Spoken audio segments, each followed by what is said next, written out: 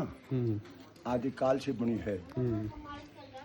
त्रेता युग में राजा ऋतुपर्ण था। कौन? राजा ऋतुपर्ण। वो कहाँ आया? यहाँ इसको क्या कहा? दारुका वन में आया। सेना लेके आया, अपना फौज लेके आया। एक हिरन मिला उसको,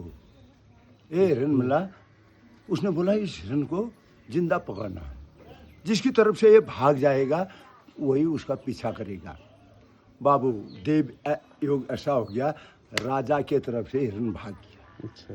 भागते राजा भी वचनबद्ध था। दौड़ते पतालपुरेश्वर गुफा, जो बाहर की गुफा है, वहाँ सो गया वो बेचारा, थक गया। उसको स्वप्न हुआ। स्वप्न क्या हुआ? बोला मैं हिरन नहीं हूँ, मैं हूँ शंकर भगवान। तेरे को अगर दर्शन करना है तो बाहर जो क्षेत्रपाल है, क्षेत्रपाल का स्मरण करो, क्षेत्रपाल की तपस्या करो, क्षेत्रपाल तेरे को रास्ता बनाए। वो उठा वहाँ से, क्षेत्रपाल की तपस्या की, क्षेत्रपाल प्रकट हुए। क्षेत्रपाल ने बताया तू अंदर जा, अंदर पानी में भी मिलेगा तेरे को, हवा भी मिलेगी तेरे को, सब चीज़ वहाँ मिलेगा और भगवान के दर्शन तेरे को होंगे।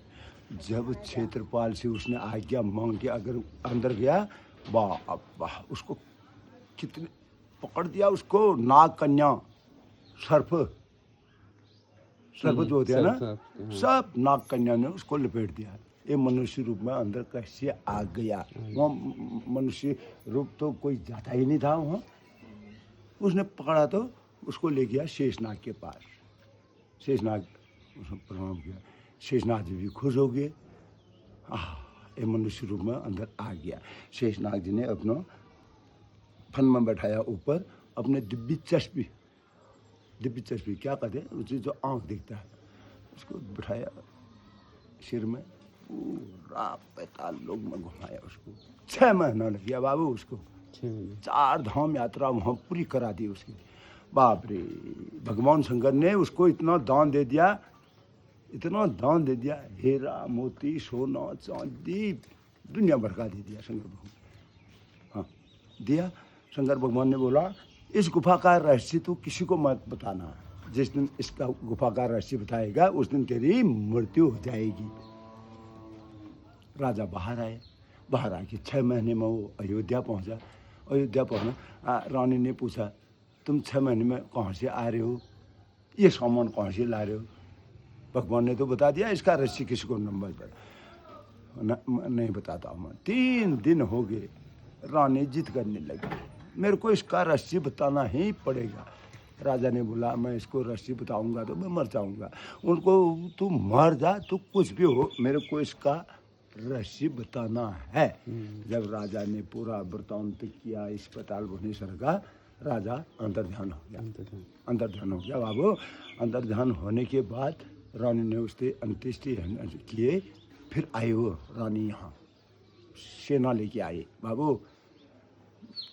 यहाँ सेना लेके आई, देखा गुफा में सब साक्षात खत्म, क्या खाली आकार हो गए, पत्थरों के आकार हो गए। हाँ बाबू, पहले सब साक्षात थे बाबू। फिर आए वो बाहर आए तो व्यास जी को बोला उसने, व्यास जी आपने सारे पुराण लिख लिए हैं, पताल भुवनेश्वर की एक गुफा है, उसका उल्लेख कहाँ कर रहे हो तुम? व्यास जी ने बोला मैं स्कंद पुराण के 4 खंड हैं, 4 खंड में एक मानस खंड है, मैं मानस खंड का उसको दर्शाता हूँ। तब मानस खंड में उसको पढ़ा जाता है। हाँ बाबू, मानस खंड में। हाँ 819 सन में उसके बाद आए। वो शिवलिंग जो है ना अंदर का, उसको कोई देख ही नहीं सकता है, इतनी चमक है बाबू उसमें। कोई इसको देखेगा ना, उसकी आंखों की रोशनी तक जा सकती थी। पूरी गुफा में उसी की लाइट होती।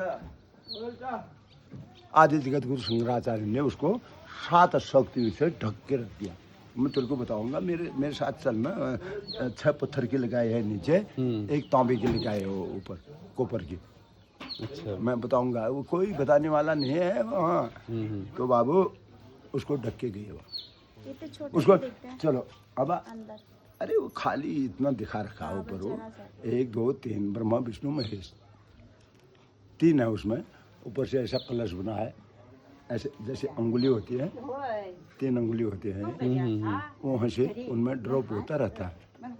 कोई पानी चढ़ाए न चढ़ाए, ऐसी व्यवस्था कर रखी है भगवान ने अपने लिए। अच्छा बाबू, उसके बाद वो फिर जब 5 भाई पांडव थे, अरे घूम रहे थे जंगलों में, उनको मोक्ष का रास्ता मिल ही नहीं रहा था। द्वापर की बात आ गई। नारद जी मिले उनको। नारद जी ने बोला भाई कहाँ घूम रहे हो? बोला हमको मोक्ष का रास्ता नहीं मिला। उन्होंने कहा तुम पाताल भुवनेश्वर जाओ, एक गुफा वहाँ है, वहाँ शंकर भगवान विराजमान है, वहाँ से आपको मोक्ष का रास्ता मिलेगा। तब पहुँचूँ भाई, मैं तेरे को ना बाबू, पांडव ने खोज जहाँ उन्होंने पाँव रखा उसको भी दिखाऊंगा मैं। देखा पांडव ने पैर रखा, हाँ वो भी मैं उनका खोज कहते हैं ना उसको।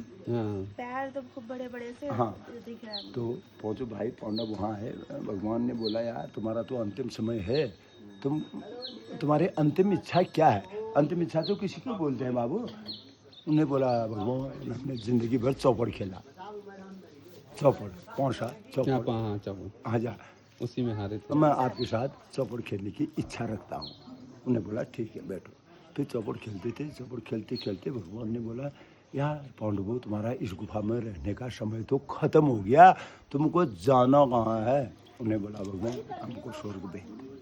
वहीं अंदर ही अंदर वो सीधा बद्रीनाथ गए। उसके बाद द्वापर भी गया। उसके बाद आया ये कलयुग। उसके बाद शंकराचार्य जी वहाँ है। उस शंकराचार्य की बात मैंने आपको बता दी। तब से यहाँ का राजा कौन था? ये चंद राजा था। यहाँ का राजा था जो चंद था। चंद राजा के इतिहास में आदि जगत गुरु शंकराचार्य लिखे आप पाताल भुवनेश्वर में जाओ, पाताल भुवनेश्वर एक गुफा है, उसकी व्यवस्था बनाओ। उन्होंने इतिहास ऐसा रख दिया राजा लोगों ने। इतिहास ऐसा रखा 819 सन की बात है।